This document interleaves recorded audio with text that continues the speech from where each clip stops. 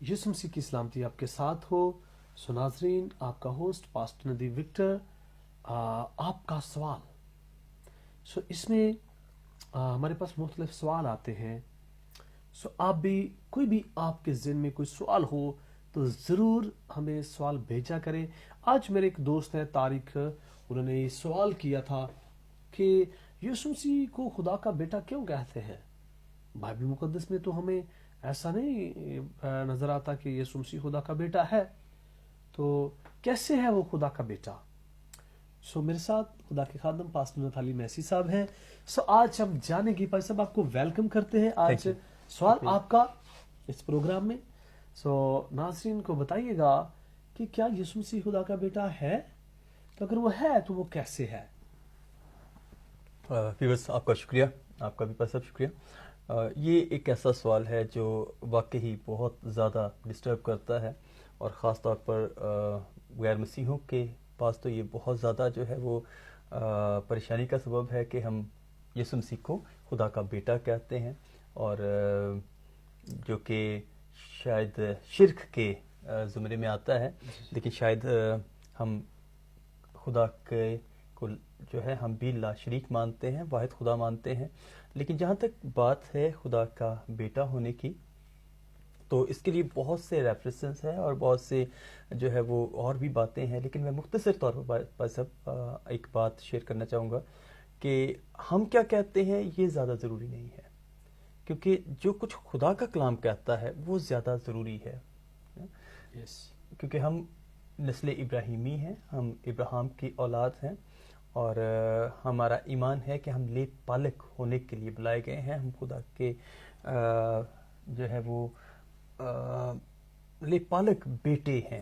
اور خاص طور پر جو یسوع مسیح کی ذات ہے، ذات اقدس جو ہے، خدا کے کلام کے مطابق جہاں ہم نے یسوع کے متعلق جو پڑھا وہ یہ ہے کہ جب یسوع بپتسمہ لے کر پانی سے باہر آتا ہے تو مقدس متی میں بھی، مرکز میں بھی اور دوسری اناجیل میں بھی لکھا ہے کہ یسوع کے لیے آسمان کھل گیا، اور آسمان سے یہ آواز آئی کہ یہ میرا پیارا بیٹا ہے جس سے میں خوش ہوں.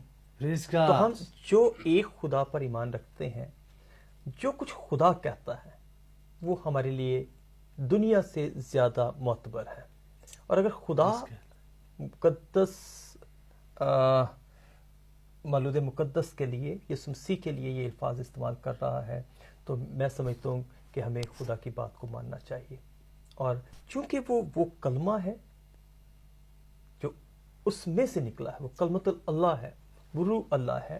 تو جب وہ کلمہ ہم بائبل میں دیکھتے ہیں تو مقدس یوحنا کے انجیل میں ہمیں یوں بیان کیا گیا ہے کہ ابتدا میں کلام تھا، کلام خود خدا تھا، اور کلام خدا کے ساتھ تھا، اور وہی کلام جو ہے وہ مجسم ہوا اور وہ ہمارے درمیان رہا، اور ہم نے اس کا ایسا جلال دیکھا جیسے باپ کے اکلوتے کا جلال ہے.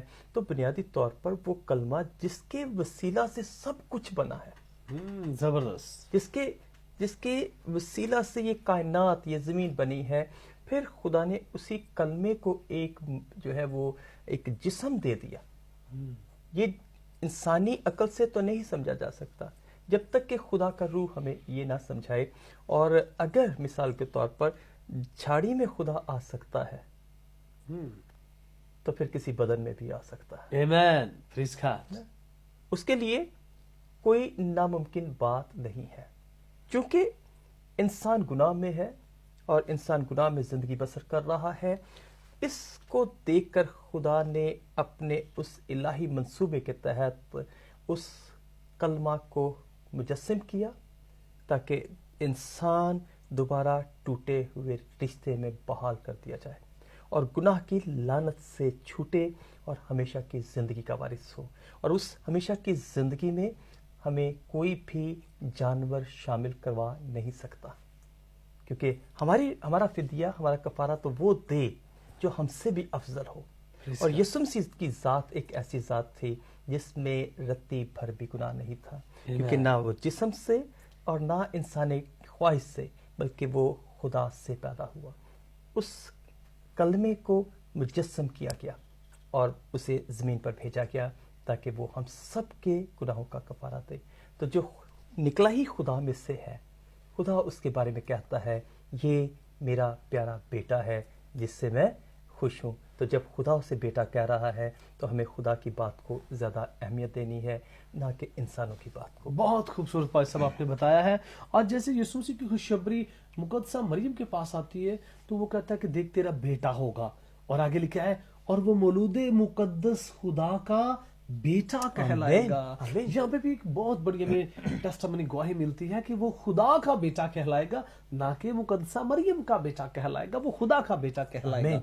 सो वो खुदा का बेटा है। और ये खुदा ने कहा, फरिश्ते के वसीला से कहा, खुदा ने खुद कहा। बेशक। सो जब खुदा कहता है तो मैं और आप कौन होते हैं? और पर सब मैं समझता हूँ हम जो नबियों पर ईमान रखने वाले लोग हैं, हम जो किताबों पर ईमान रखने वाले, आखिरत पर, फरिश्तों पर, तो हमें इस बात को सुनने की, समझने की ज़रूरत है कि अगर किताब में लिखा है तो हमें इस किताब पर ईमान रखना है।